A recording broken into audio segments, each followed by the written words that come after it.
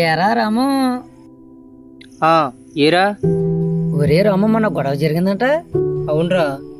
అసలు ఏమైందిరా? మొన్న ప్రెసిడెంట్ మా తమ్ముని కంపెనీలో జాబ్ ఎంతని మోసం చేశాడు రా. అడిగినందుకు వాళ్ళ మనుషులతో కొట్టించాడు రా. ఓడియమ్మ, అంత జరిగింది ఏంట్రా? అవునరా. ఆ సమయంలో నేను వెళ్ళకపోతే మా తమ్ముడిని ఇంకా కొడేసిండ్రా. రే, ఇలా చేతగానల్లా ఉంటే ఆ ప్రెసిడెంట్ ఇంకా విరబీగుతాడు రా. ఈరోజు నువ్వవ్వు, రేపు నేనవుతాను. వాడికి సరైన గుణపాఠం చెప్పాలరా వాడికి.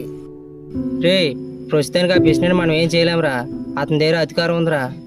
ఆ అధికారం ఎలాగొచ్చిందిరా వాడికి? మనం అందరం కలిపి ఓట్లేస్తేనే ఆ అధికారం వచ్చింది. ఆ అధికారంతో ఏం చేసినా చెల్లిపోద్ది అనుకున్నాడు వాడు.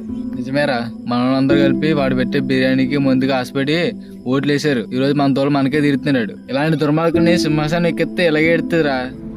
భలే చెప్పేవారు. ఈసారి మన కుర్రాళ్ళందరికీ కొత్త ఓట్లు వస్తాయి కదా, పార్టీతో సంబంధం లేకుండా సరైన నాయకుని ఎన్నుకోవాలరా. అప్పుడు గానీ వాడికి బుద్ధి రాదురా. అలాగే అలాగే చేద్దాం రా. చేద్దాం రా.